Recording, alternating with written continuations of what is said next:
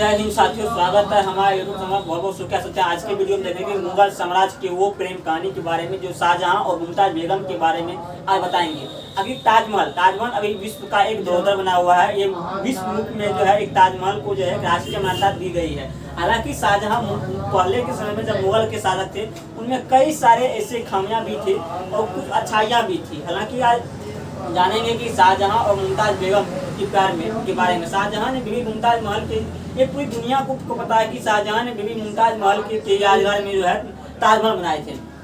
अब देखिए बीबी मुमताज महल की मृत्यु कैसी हुई थी और शाहजहां ने क्या कारण थी कि दुनिया की इतनी खूबसूरत ताजमहल बीबी मुमताज महल के को दी गई थी। हालांकि इस पर जब चर्चा करेंगे इस पर आज के युग में भी कई सारे सवाल खड़ा होते हैं। इसको हम डीपली से चलेंगे।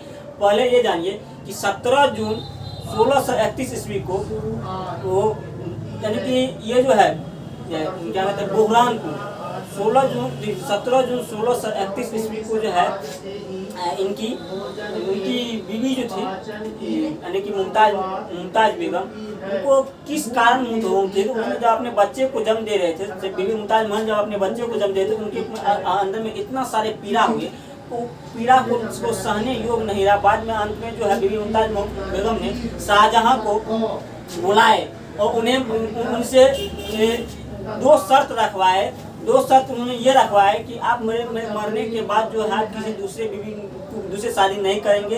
उनके बाद एक शर्त ये रखेंगे कि आप मेरे जो है दुनिया की खूबसूरत ताजमहल आप बनवाएंगे। ये दोनों शर्त जो है रखने के बाद जो है शाहजहां ने बीबी मुमताज महल को जो दफनाए थे बुरहानपुर में तावी नदी के ऊपर दफनाया गया था। सबसे पहली बार जैसे अभी आगरा में ताजमहल है, यहाँ आगरा में उन्हें नहीं दफनाया गया था, बुरहानपुर के तावी नदी पर ये जो बीबी मुमताज को जो है जब वो बुरहानपुर के तावी नदी पर दफनाया गया। तो उनके बाद जो है 8 जनवरी 1652 ईस्वी में जब बीबी मुमताज महल को जो है वहाँ दफनाया गया था, उनके बाद 8 मई 1652 ईस्वी में यमुना नदी वहीं बुरहानपुर से वहाँ से उनकी सब को अलगा करके जो है ले करके यहाँ पर आगरा में किनारे यमुना नदी के किनारे उन्हें दफनाया गया था। आप बताइए कि वहाँ बुरहानपुर से बीबी मुमताज महल की लाश को अलगा करके यहाँ पर आगरा के यमुना नदी पर दफनाने का मुख्य मकसद यही था कि ये शाहजहां जो है शाहजहां चाहते थे कि ताजमहल उस जगह पर बनाया जाए जहाँ वहाँ की बगीचा में पानी देने का भी सुविधा हो। ये इस कारण से जब बुरहानपुर से अलगा करके जो है आगरा लाए गए और यमुना नदी के तट पर जो है उन्हें पुनः जो है उन्हें 1632 में मकबरा को बनाया गया। उनके बाद 8 जनवरी को फिर से दफनाया गया।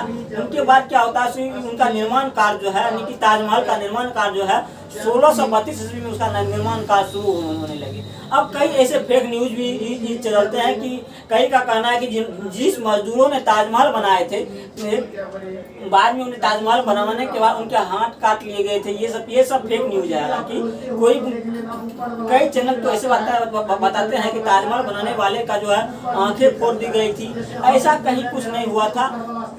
हालांकि ताजमहल बनाने के बाद ये इसका शाहजहां का मानना था कि ऐसा मकबरा कहीं नहीं बनाएंगे, इसीलिए वो सबको वो जितना मजदूर से आजीवन भत्ता देने के लिए आजीवन जो है खाना खाने के लिए शाहजहां ने उन्हें प्रबंध कर दिए थे। आपको कहीं काम करना ही नहीं पड़ेगा, आपको हमारे और जो है खाना पीना रहना भोजन पानी सब कुछ फ्री कर दिए थे, जिस कारण से उन्होंने जो है अपनी कलाकारी को ही छोड़ दिए थे। अब देखिए 1632 में जब इसका निर्माण कार्य ताजमहल बनाने का निर्माण कार्य शुरू हुआ, आज दुनिया की एक प्रेम का एक मिसाल कहा जाए तो वो ताजमहल होता है। आज के युग में लड़का लड़की जब प्रेम करते हैं एक दूसरे को प्रेम करते हैं, उनके लिए भी आज के युग में मार्केट में गिफ्ट अवेलेबल हो चुके हैं। गिफ्ट में क्या है कि एक प्लास्टिक का ताजमहल है, उन्हें शीशा से पैकिंग है और वो ताजमहल एक दूसरे को गिफ्ट करके जो है अपने एक दूसरे को प्रपोज करते हैं।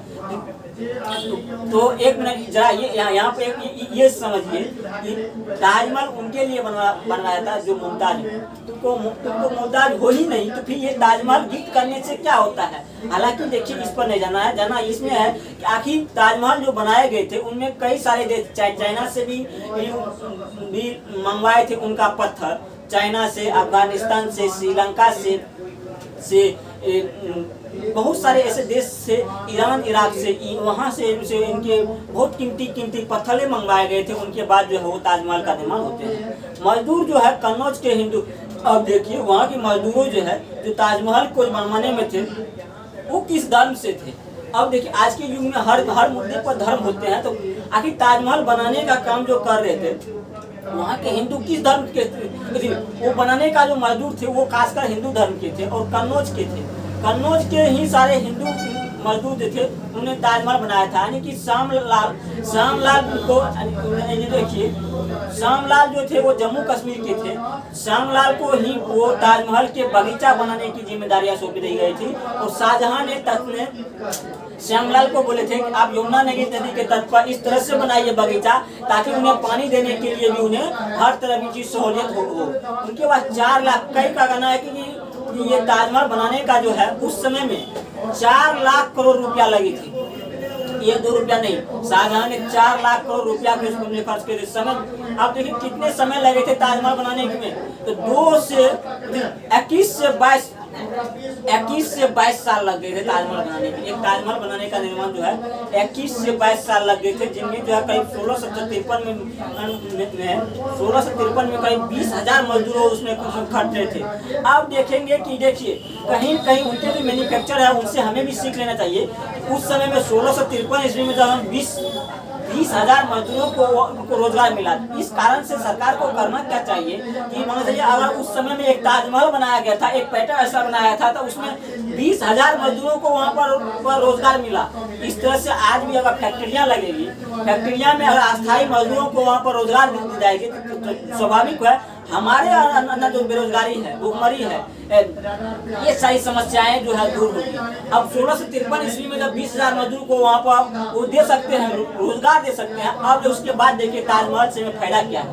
ताजमहल से फायदा ये है, एक तो जो बन रहे थे वहाँ पर उनके मजदूरों को रोजगार मिला। उनके बाद आज भी देखिए जब हमारे विदेश से पर्यटक आते हैं, पर्यटक आने के बाद भी जो है वो उनका जो टैक्स का पैसा है वो सरकार के पास जाते हैं, जिनसे हमको फायदा होती है।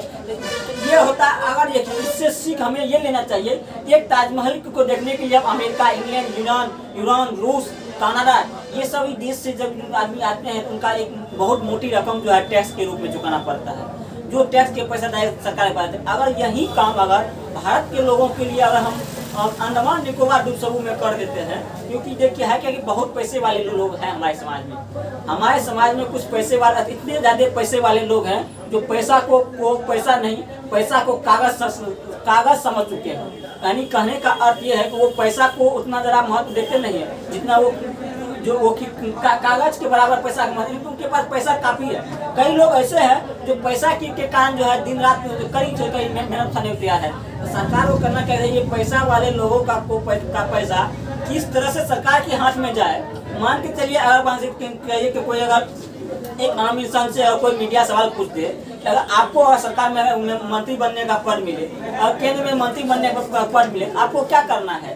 तो देखिए सबसे पहली बार ये देखना है कि सरकार का इनकम स्रोत कहाँ से आएगा, एक मोटी रकम कहाँ से आएगा। अगर ये पैसा वाले लोग भी हमारे देश में बहुत सारे हैं जो हमेशा साल में जो है कई 20 से 25 बार वो जो है पर्यटन घूमने का उनका सिर्फ एक इच्छा रहता है, हर जगह घूमते रहता है। उन सब लोगों के लिए अगर अंडमान निकोबार द्वीप समूह में से भारत के में अगर एक समुद्र कहते हैं पुल के माध्यम से, समुद्री मार्ग तो है ही, लेकिन अगर आस्थाधिक पुल के माध्यम से यातायात सुविधा करा दी जाए तो होगा क्या, वो जो टैक्स का होगा ये भारत का ही टैक्स का, भारत का ही पैसा अंडमान निकोबार के माध्यम से जो है भारत में ही आएगा, जिनका टैक्स जो है किसी विदेश में भी नहीं जाएगा। हमको उनका कोई टैक्स भरना भी पड़ेगा। इससे वह सरकार का इनकम स्रोत भी बढ़ेगा और देश भी आगे बढ़ेगा। अगर ये टैक्स का वहाँ से वसूलना शुरू हो जाएगा, अगर दूसरे माध्यम से हमें टैक्स आना शुरू हो जाएगा, उससे होगा क्या, इधर जो महंगाई बढ़ रहे हैं पेट्रोल, डीजल, गैस, इस पर महंगाई को स्वाभाविक कम हो जाएगी। अगर ये से ही पेट्रोल, डीजल, गैस और खाद्य पदार्थ पर अगर महंगाई कम होगी तो उससे स्वाभाविक जनता में एक खुशी जाएगी, जिससे सरकार पर भी इतना दबाव आज के आंदोलन के माध्यम से होते हैं, विभिन्न सारे माध्यम से होगा। क्यों नहीं, जनता सरकार सुनती है, जनता ही सरकार, जनता ही सब कुछ है। जनता की जब महंगाई होगा तो वो आंदोलन करेगी, आंदोलन करने की अवसर ही न दे, इस करके हमें पर्यटक क्षेत्र पर भी ध्यान देना चाहिए। और पर्यटक क्षेत्र के साथ साथ हमें जो इंडस्ट्रियल क्षेत्र पर भी ध्यान देना चाहिए। उसके बाद देखिए आइए मुद्दा था क्या 1653 ईस्वी में 20,000 मजदूर जब उन्होंने लगाए थे, इनसे भी हमें 1662 ईस्वी की बात आई। जब आप फिर आते हैं मुद्दा पर 1662 ईस्वी में औरंगजेब यानी कि शाहजहां के बेटा, उनके बाद शाहजहां की पत्नी जब बीबी मुमताज की मृत्यु होती है, उनके लिए ताजमहल बना देते हैं और ताजमहल को विश्व धरोहर साबित भी हो जाते हैं। उनके बाद शाहजहां के बेटा औरंगजेब ने शाहजहां को ही गद्दी से उतार दिए। उस समय में ऐसा था कि पिता अपने राज को लेने के लिए पिताजी को ही गद्दी से उतार दिए। उसके बाद औरंगजेब ने उन्हें जो है वो मुगल काल का एक सम्राट बनकर उभरा। उसके बाद जब शाहजहां ने बीमार पड़ गए, इलाज नहीं कराने की वजह से शाहजहां बहुत ही कम समय में उन्हें चले गए।